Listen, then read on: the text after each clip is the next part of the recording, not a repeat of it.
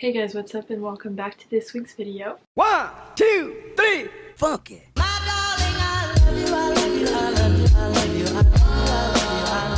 In today's video, I'm going to be talking all about books. I read quite a few books in 2021 and I thought I would give you guys some of my favorites that I've read this past year, just to give you some recommendations of book to read in 2022 in case you're looking for some. I only have two categories for this video. I just separated the books into self-help and then fiction, and I'll start with fiction first. So the first book I read was a French book.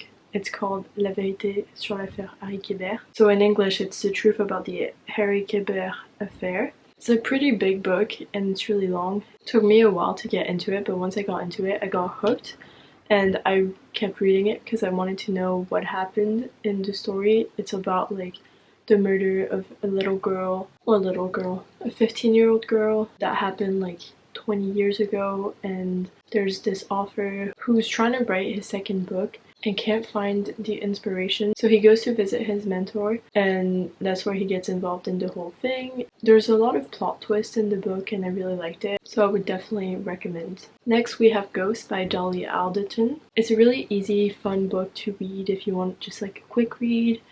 It's about this girl who gets ghosted. I don't remember all the details because I read it a long time ago, but I remember really liking it and just liking how easy and quick it was to read. So it's a good book if you're looking for something fun and light to read.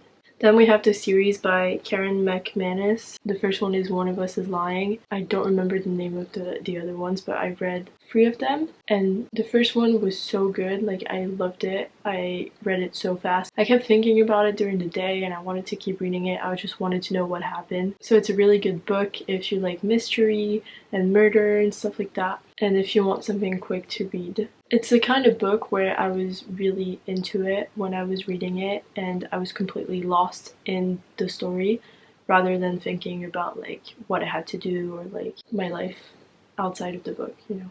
Then we have Conversations with Friends by Sally Rooney. It's the same author who wrote Normal People. You probably heard of it. So many people were raving about Normal People and I read it. I actually preferred Conversations with Friends just because I liked the storyline better, and I found Normal People to be a bit harder to get into, and like it was good but everyone was like hyping it up so much. I think I had like higher expectations of it and I got disappointed. But with Conversations with Friends I didn't really hear anything about it that much, so I just gave it a go and I liked it a lot more. Then we have my favorite book I read this year. It was The 7 Husbands of Evelyn Hugo. This book was so good. I think I read it in like 2 days and I was obsessed. I could not put it down. I kept wanting to read it and I was so sad when it ended, but it was such a good book.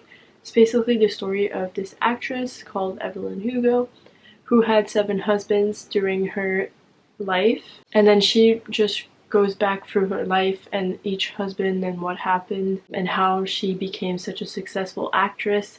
And it was so interesting, and what I really liked is that she was such a girl boss and like she actually went after her dreams, and like back then it was kind of hard for like women to make it into the field without knowing anyone or like having connections, and she did what she could to like actually become an actress. Like that was her dream and she made it happen, and I found that so inspiring. That's why I really liked this book. And the whole time you're wondering like who out of the 7 husbands was the love of her life, and there's kind of a plot twist, and there's a moment that's like really sad, but such a good book. My favorite book that I read this year for sure. Then I read They Both Die at the End by Adam Silvera. This was like a cute little book, a cute little love story between the 2 characters, and you kind of know like how the ending is gonna go. Literally says it in the title that they both die at the end, but the whole time you're kind of hoping that like maybe they won't die and like there will be a plot twist and stuff like that. And it was really cute and fun to read. Also really sad towards the end, but you know, it was a good book. I'd recommend it. Then we have books by Colleen Hoover. Her books have been all over TikTok. So I read Ugly Love and It Ends With Us. I think Ugly Love is the one about the pilot. Like the girl moves in with her brother for like the summer or something, who's a pilot, and then she has like a thing with her brother's best friend or something. It's just like a typical Wattpad fan fiction, except it's not a fan fiction, it's just a regular fiction. That's why I really liked it. I used to be obsessed with reading Wattpad fan fictions when I was younger. Like that's all I would do. I would stay up until like 4 a.m. just to read Wattpad fan fictions.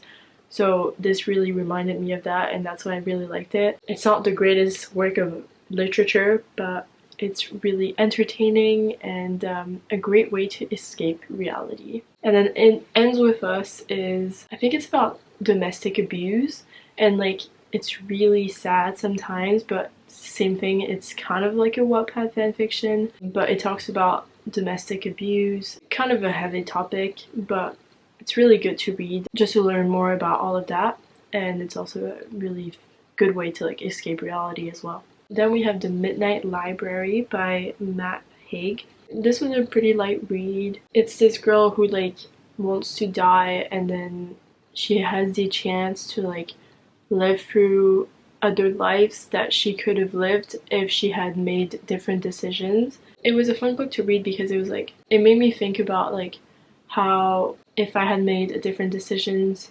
than the one I did in the past, like how my life could have been so much different. So it was kind of fun to read and I enjoyed it. Then I read The Hating Game by Sally Thorne.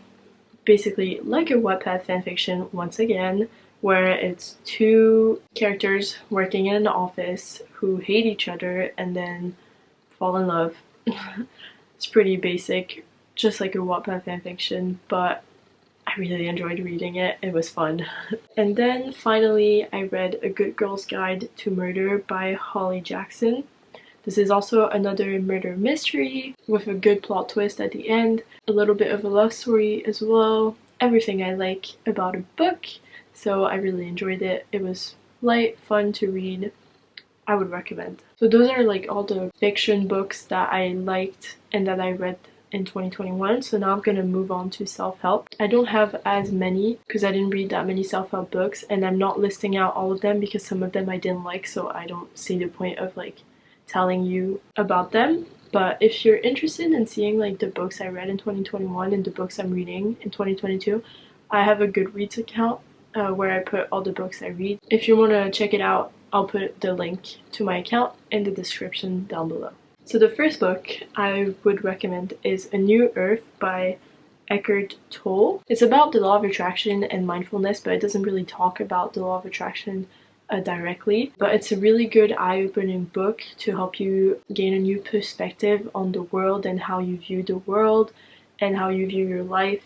And I really liked it. I should probably reread it because I kind of forgot what it was about. I remember sometimes reading something and being like, wow, and I was mind blown sometimes, and I'd be like, holy shit, this is so true. And yeah, it was a good book. At the beginning of the year I read 101 Essays That Will Change the Way You Think by Brianna West.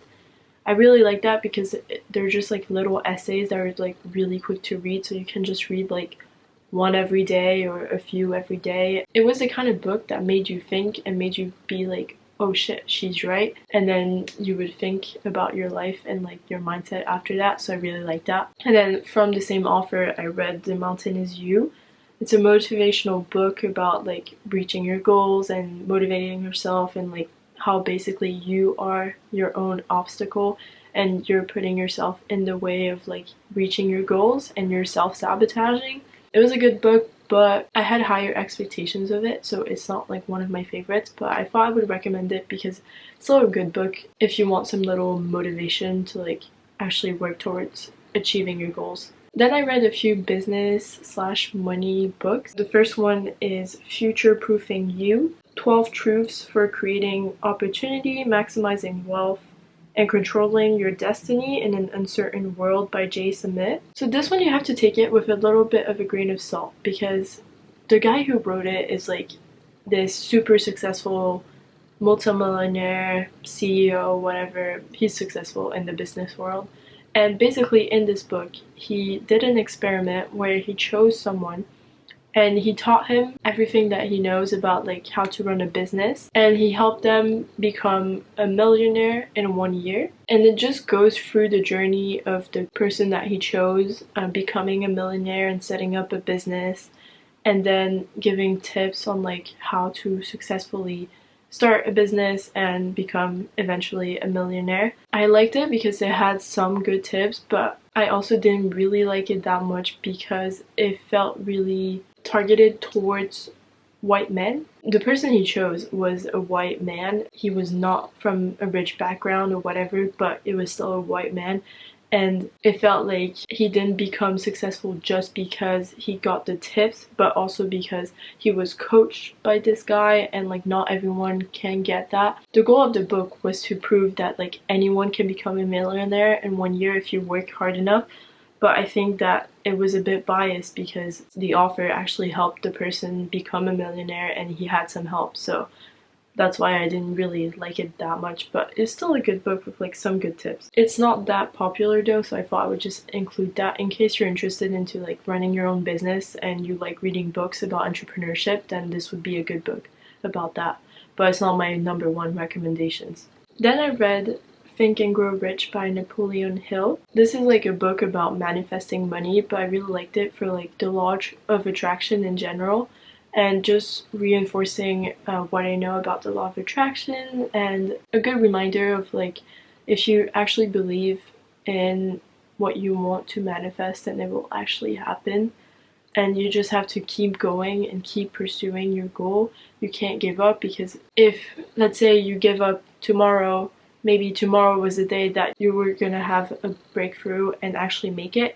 So you should never give up, because eventually it will pay off. You just have to keep going and keep believing that you can make it. So I really liked that book for that. And it was really motivational and inspirational, and I liked it. I actually bought the physical book and I have it right there, and I'm probably gonna read it again this year just as a refresher. It was advised in the book to read it multiple times so that the knowledge that you acquire through the book actually ingrains in your brain. And then finally, the last book that I read that was my favorite out of the self-help books was Rich Dad Poor Dad. I really liked this book because it really talked about mindset, about money, rather than like how to become rich. Although it did talk a little bit about that, but most of it was talking about having good financial habits, being really important for becoming rich, and like you can become a millionaire, but the hardest thing after acquiring money is just keeping your money. And in the book it talks a lot about how to keep your money, how to keep getting rich. I really liked it because I do want to make money at some point in the future, and I don't want to work a corporate job my whole life and just feel like a slave. I'd rather invest in some businesses or some assets that will bring in money for me, so then I can actually be free and be free to live my life however I want without worrying about how I'm gonna make money. That's why I really liked it. It was really inspiring, motivational, and I'm probably gonna reread it at some point. If you want to read any of the books that I recommended in the self-help list, you should definitely read this one. So yeah, that's it for my recommendations. If you guys have some good book recommendations for me, please comment them down below. I love getting book recommendations, and I hope you enjoyed this video and that you found it useful. If you did, please give this video a like and subscribe to see more videos by me, and I'll see you in my next one. Bye! If time are you, I'll take the passenger seat. We can drive